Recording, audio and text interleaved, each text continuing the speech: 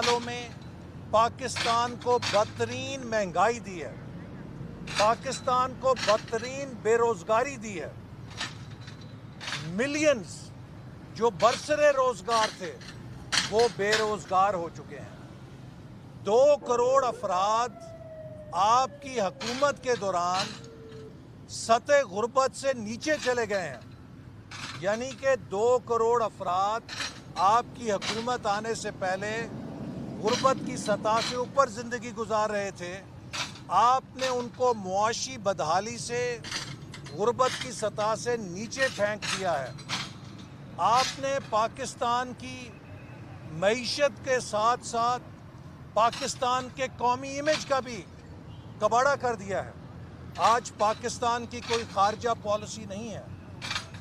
آپ نے آج خود اس بات کا اعتراف کیا کہ آپ نے ساری زندگی ایک ہی کام کیا ہے کہ چندے، صدقے اور خیراتیں اکٹھی کی ہیں، اور اگر آپ یہی کام کرتے رہتے تو شاید وہ زیادہ بہتر ہوتا، لیکن آپ نے پاکستان کی وزارت عظمیٰ کی کرسی پہ دھاندلی اور سازش سے قبضہ کر کے چلتے ہوئے پاکستان کو بریکیں لگا دی ہیں۔ ہماری معیشت کے جو دنیا میں گرو کر رہی تھی، جو دنیا کے اندر فرنٹیئر مارکیٹ سے ایمرجنگ مارکیٹ کے سٹیٹس میں آئی تھی، اس کو دوبارہ فرنٹیئر مارکیٹ میں ڈاؤن گریڈ کرنے کے لیے سوچا جا رہا ہے۔ پاکستان جو ایشیا کے اندر 5 تیز ترین ترقی کرتی ہوئی معیشتوں میں آیا تھا، اسے آپ نے 5th سلوئسٹ گروتھ اکانومیز کے اندر شامل کر دیا۔ آپ کے دور میں ہمارے نوجوانوں کا مستقبل تاریک ہو گیا۔ آپ نے ہائر ایجوکیشن کمیشن جیسا ادارہ جس نے پاکستان کی یونیورسٹیز کو ترقی دی تھی، اس کو ختم کر دیا۔ چیئرمین کو جبری طور پہ برطرف کیا۔ کس لیے؟ کہ ہائر ایجوکیشن کمیشن کے چیئرمین نے آپ کی حکومت کے کرپشن کے منصوبوں کو ماننے سے انکار کیا تھا۔ آج پاکستان کی ہر یونیورسٹی بدترین مالی خسارے کا شکار ہے۔ یہ آپ کا کارنامہ ہے۔ آج پاکستان کی یونیورسٹیز میں فیسوں میں 200-400% اضافہ کر دیا گیا ہے۔ پاکستان کے غریب آدمی کے لیے اپنے بچوں کو پڑھانا ناممکن ہو گیا ہے۔ پاکستان کے بجلی کے بل، گیس کے بل لوگوں کے لیے ناقابل برداشت ہو چکے ہیں۔ یہ آپ کے کارنامے ہیں۔ آج آپ قوم کو بھاشن دے رہے ہیں کہ ہماری حکومت بڑے کام کر رہی ہے۔ کون سے کام کر رہی ہے؟ پچھلی حکومتوں کے منصوبوں پر اپنے لیبل لگا کے آپ لوگوں کو دھوکہ نہیں دے سکتے۔ احساس پروگرام وہی ہے جس کو پہلے بسپ پروگرام کہا جاتا تھا۔ اس کے تحت لوگوں کو ماہانہ مالی امداد ملتی تھی۔ آپ نے اس کا نام بدل دیا، احساس پروگرام رکھ دیا۔ اس میں آپ کا کیا کارنامہ ہے؟ ہیلتھ انشورنس نواز شریف صاحب کے دور میں شروع ہوئی، اس کے کارڈ لوگوں کو دیے گئے۔ آپ نے یہ کام کیا کہ اس ہیلتھ انشورنس اسکیم کو ختم کر کے اپنے پارٹی کے جھنڈے کے ساتھ نئے کارڈ بنا کے جاری کر دیے۔ نواز شریف صاحب کے دور میں پرائم منسٹر یوتھ پروگرام شروع کیا گیا، جس میں نوجوانوں کو قرضے دیے جاتے تھے۔ آپ نے اس کا نام تبدیل کیا، کامیاب نوجوان پروگرام رکھ دیا۔ نواز شریف صاحب کے دور میں داسو ڈیم شروع ہوا، دیامیر بھاشا ڈیم شروع ہوا۔ آپ نے ان ڈیمز کے پروجیکٹس پہ بھی اپنی تختیاں لگانے کا کام شروع کر دیا۔ ہر وہ منصوبہ جو ہم نے شروع کیا، اس کے اوپر آپ آج تک تختی لگانے کے علاوہ تو ایک بھی نیا منصوبہ پیش نہیں کر سکتے۔ قوم پوچھنا چاہتی ہے، آپ نے 5 سالوں میں 50 लाख घर देने थे, तो आज तक 30 लाख घर बन जाने चाहिए थे। वो 30 लाख छोड़ें, 3 लाख भी नहीं बने। 3 लाख छोड़ें, 30,000 भी नहीं बने। 30,000 छोड़ें, 3,000 भी नहीं बने। आपने 5 सालों में 1 करोड़ नौकरियां तकसीम करनी थी। आज तकरीबन 60 लाख नौकरियां नौजवानों को मिल जानी चाहिए थी। आपने तो 25 से 35 लाख नौकरियां ख़त्म कर दी हैं। आपने 60 लाख नौकरियां कहाँ देनी थी? आपने आज बड़े फ़ख्र से कहा कि हम कर्ज़े लेना चाहते हैं और कर्ज़े लेने के लिए हम लोगों को जेलों में डालेंगे। हाँ, आपकी हुक्मरानी एक सैडिस्ट की हुक्मरानी है, एक बीमार सोच की हुक्मरानी है, इंतकामी सोच की हुक्मरानी है। आपका विजन ये है कि किसको मैं जेल में डाल सकता हूँ। आप अमेरिका में भी जाते हैं तो ये कहते हैं कि शाहिद खाकान को मैंने जेल में डाल दिया। आपकी हुक्मरानी की मेराज ये है कि आपने किसको जेल में डाला। हमने 1900 अरब से 3900 अरब दुगने से ज़्यादा टैक्स कलेक्शन में इजाफा किया था। हमने लोगों को जेलों में डाल के टैक्स में इजाफा नहीं किया था, क्योंकि टैक्स लेने के लिए आपको हुक्मरानी करनी पड़ती है, आपको हुकूमत चलाने का तरीका आना चाहिए। आप टैक्स कभी डंडों के साथ नहीं ले सकते। जनरल मुशर्रफ ने भी कोशिश की थी डंडे के साथ टैक्स लेने की। नतीजा क्या हुआ था कि tax to GDP ratio crash कर गई थी, और आपके 3 सालों में भी टैक्स टू जीडीपी रेशियो नीचे चली गई है। लोग आपको टैक्स नहीं दे रहे क्योंकि आपके जो हथकंडे हैं वो बिजनेस एनवायरनमेंट और इन्वेस्टमेंट क्लाइमेट को ख़राब कर रहे हैं। आप इंतकामी हथकंडों के ज़रिए, आप जबर के ज़रिए टैक्स लेना चाहते हैं। दुनिया में आज तक किसी ने जबर के साथ टैक्स नहीं दिया। You have to show to people कि आप उनके पैसों से क्या करेंगे।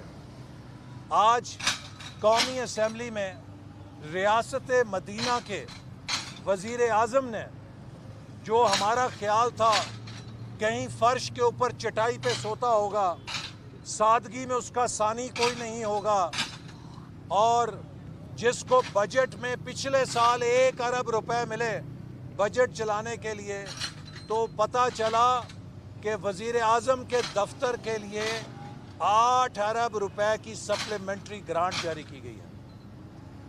8 बिलियन रुपीस वज़ीर आज़म के दफ्तर के लिए इजाफी ग्रांट जारी की गई है।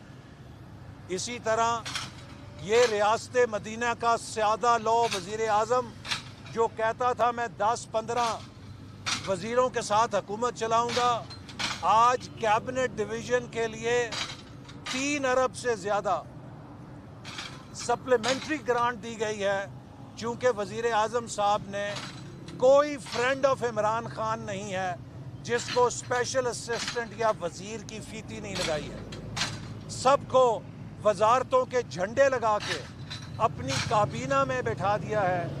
हमारी काबीना पाकिस्तान की काबीना नहीं है, ये friends of Imran Khan club है कि कोई दोस्त रह ना जाए जिसको मैंने झंडी नहीं लगा दी है। ये आपका एहसास ज़िम्मेदारी है। एक तरफ गरीब को खाने को 2 वक्त की रोटी नहीं है, एक तरफ आप गरीब को निचोड़ रहे हैं कि वो बिजली के बिल अपनी तौफीक और सलाहियत से ज़्यादा दे, और दूसरी तरफ आप अपने प्यारों को, अपने दोस्तों को मराद से नवाज रहे हैं। पाकिस्तान की तारीख की सबसे बड़ी काबीना आपके पास है, और पाकिस्तान के महंगे तरीन वज़ीर आज़म आप बन चुके हैं आज की सप्लीमेंट्री ग्रांट के बाद। You are the most expensive Prime Minister Pakistan has ever seen in its history. آپ کس طرح کھڑے ہو کے لوگوں کو لیکچر دیتے ہیں, کس طرح لوگوں کو بھاشن سناتے ہیں. آپ نے جتنے سوشل پروگرامز گنائے یہ سب پچھلی حکومتوں کے منصوبے تھے جن پہ آپ نے اپنا دھبا لگایا ہے. آپ نے اسی طرح جو کہا کہ ہم نے اڈے نہیں دینے ہیں, تو جناب اس کے بارے میں بھی ہمیں پتہ چلے گا جب حقائق سامنے آئیں گے کہ آپ دنیا میں مشہور ہیں کہ جو بات آپ کرتے ہیں اسی کے اوپر یو ٹرن لیتے ہیں. ابھی تو آپ نے 2 دن پہلے انٹرویو دیا ہے, تو ہم دیکھیں گے کہ اس بات پہ آپ کھڑے رہتے ہیں یا کوئی قومی مفاد کا نعرہ لگا کے پھر ایک یو ٹرن لے لیں گے. آپ کے دور میں سی پیک کا منصوبہ تباہ ہو گیا ہے. پچھلے 3 سالوں میں سی پیک کے اندر ایک نیا منصوبہ آپ شامل نہیں کر سکے.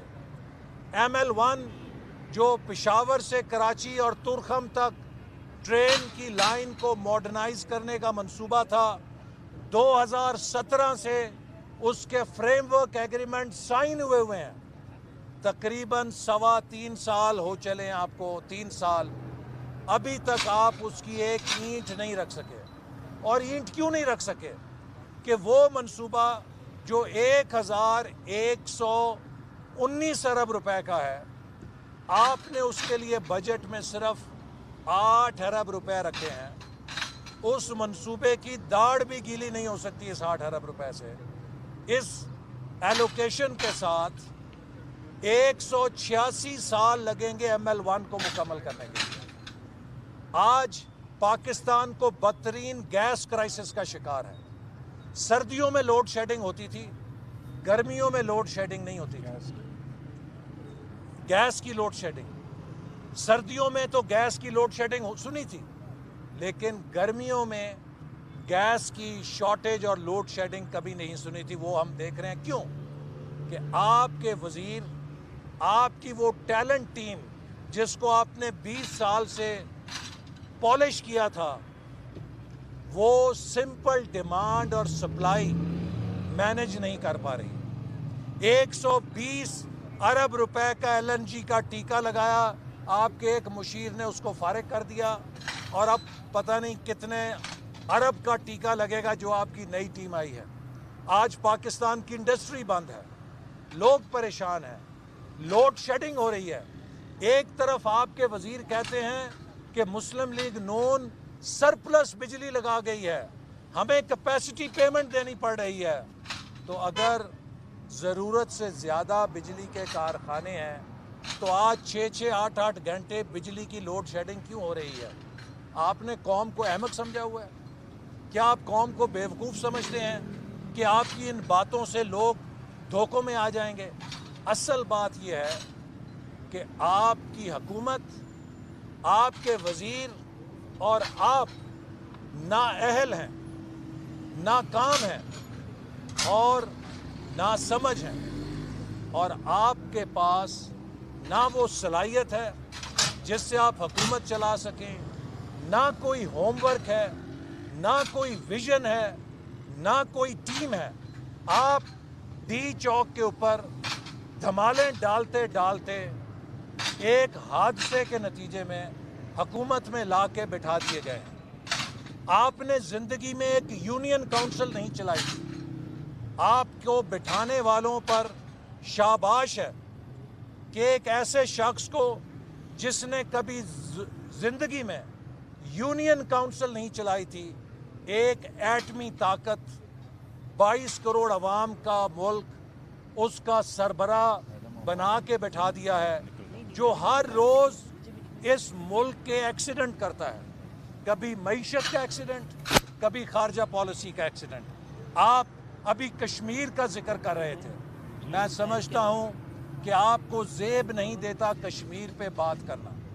قومی اسمبلی نے یہ قرارداد پاس کی تھی 2 سال پہلے کہ اسلامی سربراہی کانفرنس فوری طور پہ کشمیر کے مسئلے پہ بلائی جائے. 2 سال ہو گئے ہیں, آپ نہ اسلامی سربراہی کانفرنس کا خصوصی اجلاس بلا سکے ہیں, نہ آپ اسلامی وزرائے خارجہ کا اجلاس پاکستان میں کر سکے ہیں. آپ تو اسلامی ممالک کے چپڑاسیوں کی کانفرنس بھی نہیں بلانے کے قابل رہے ہیں. تو آپ کس خارجہ پالیسی کی بات کرتے ہیں؟ اسرائیل نے مقبوضہ فلسطین پہ حملہ کیا، اس کی فوٹیج، اس کے مناظر پوری دنیا نے دیکھے، اور ایک پبلک اوپینین کا دباؤ تھا جس نے اسرائیل کو جنگ بند کرنے پہ مجبور کیا. کیوں کہ اسرائیل اپنے تمام تر ظلم کے باوجود فلسطین میں انفارمیشن بلیک آؤٹ نہیں لگا سکا. بھارت نے کشمیر میں سینسرشپ لگا کے کشمیر کے ہزاروں نوجوان شہید کر دیے ہیں، ماؤں بہنوں کی عزت پامال کر دی ہے. ایک خبر باہر نہیں جا سکتی چونکہ اس وقت کرۂ ارض پہ صرف ایک خطہ ہے جس کا بلیک آؤٹ ہے، وہ کشمیر ہے. آپ کی حکومت یہ بھی دنیا کے سامنے پیش نہیں کر سکی کہ دنیا کا دباؤ ڈالا جائے بھارت سے کہ وہ وہاں پر انفارمیشن بلیک آؤٹ ختم کرے، تاکہ دنیا کو پتہ لگے کہ کشمیر کے اندر کیا صورتحال ہے، کشمیر کے اندر کیا مظالم ہو رہے ہیں. آپ ہر مسئلے کو ترجمانوں کے اجلاس سے اور سوشل میڈیا کے ٹرینڈ سے حل کر سکتے ہیں، اس سے زیادہ آپ کی کیپیسٹی نہیں ہے. میرا خیال ہے کہ اگر آپ کو اس ملک سے کوئی پیار ہے، اس ملک پہ کوئی رحم ہے، تو اسی فقیر کی طرح جس نے جو ایک حادثے کے طور پہ ایک ملک کا بادشاہ بن گیا، لیکن اپنی نالائکی سے اس نے اس ملک کو تباہ کر دیا، اور ایک دن اپنی وہ پکڑی اس نے گڈریا اور لوگوں کو کہا کہ سنبھالو اپنا ملک، میں چلا ہوں، میں نہ اپنی خوشی آیا تھا نہ اپنی خوشی چلا ہوں. آپ نے بھی پاکستان کے ساتھ یہی کرنا ہے. بہتر ہے کہ آپ استعفیٰ دیں، گھر جائیں. یہ ایک ایٹمی طاقت ہے، یہ کھوکھلی نہیں ہو سکتی. اس کی معیشت کو مزید کھوکھلا نہیں کیا جا سکتا، اس کی سیاست کو مزید پولرائز نہیں کیا جا سکتا، اس کی خارجہ پالیسی کو مزید آئسولیٹ نہیں کیا جا سکتا. یہ 22 کروڑ عوام کی امانت ہے یہ ملک. آپ 3 سال میں ثابت ہو گیا ہے کہ نااہل بھی ہیں، ناکام بھی ہیں، نالائق بھی ہیں، اور مافیاز کے سربراہ بھی ہیں. تو آپ سے یہ ملک نہیں چل سکتا. لہٰذا آپ کے ان بھاشنوں سے، آپ کے ان لیکچروں سے کوئی متاثر نہیں ہو سکتا.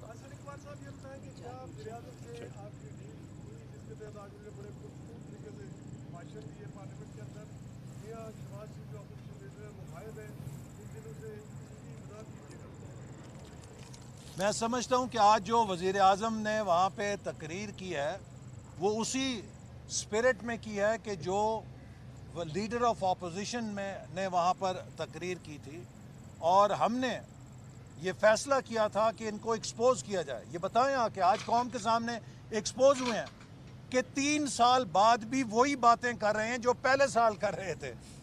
کوئی ایک تقریر کے اندر آنے اور فل سٹاپ کا فرق نہیں ہے. مجھے نہیں پتا، میں نے پوری نہیں سنی کہ مغرب کے بارے میں فلسفہ آج بیان کیا یا نہیں کیا، کہ میں مغرب کو جتنا جانتا ہوں کوئی نہیں جانتا. تو وہی ان کے ٹاکنگ پوائنٹس ہوتے ہیں.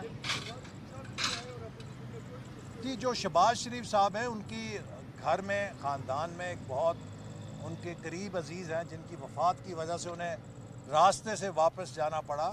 وہ اس وجہ سے شریک نہیں ہو سکے، لیکن اپوزیشن نے بھرپور حصہ لیا، مسلم لیگ نون نے بھرپور حصہ لیا.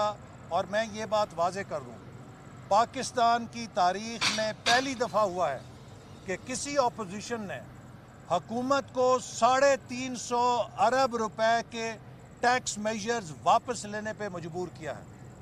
یہ اپوزیشن کی کامیابی ہے کہ ہم نے ان کے ٹیکس کے اندر چوریاں پکڑیں، خامیاں پکڑیں، ان کو بے نقاب کیا. اور یہ حکومت اپنے ہی بجٹ کے اندر جتنے یو ٹرن لینے پہ مجبور ہوئی ہے، آج تک 70 سال میں کبھی اتنے یو ٹرن بجٹ کے اندر کسی وزیر خزانہ نے نہیں لیے تھے. یہ میں سمجھتا ہوں کہ اسی لیے ممکن ہوا کہ اپوزیشن نے اپنا ہوم ورک کیا تھا اور لوگوں کی بھرپور نمائندگی کی.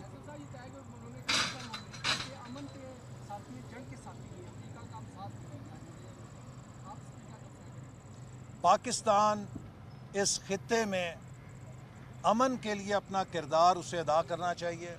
ہمارے لیے سب سے اہم مفاد پاکستان کا اپنا امن ہے. ماضی میں بھی ہم نے ہمیشہ یہ کہا ہے کہ ہمیں غیروں کی جنگوں میں نہیں ملوث ہونا چاہیے. آج عمران خان صاحب جن مشرف صاحب کے اوپر سارا ملبہ پھینک رہے تھے، یہ انہی مشرف صاحب کے ریفرینڈم میں ان کے مددگار تھے. جب جنرل مشرف ریفرینڈم لڑ رہے تھے تو اس وقت یہی پالیسیز تھیں ان کی، تو یہ عمران خان اس وقت ان کی مدد کر رہے تھے. اور بعد میں انہوں نے اسی جنرل مشرف کو بھی ڈچ کر دیا. جیسے کہ جب یہ کرکٹ ٹیم کے اندر آئے تو ان کو کرکٹ ٹیم میں لانے والا ان کا خالہ زاد بھائی ماجد خان تھا.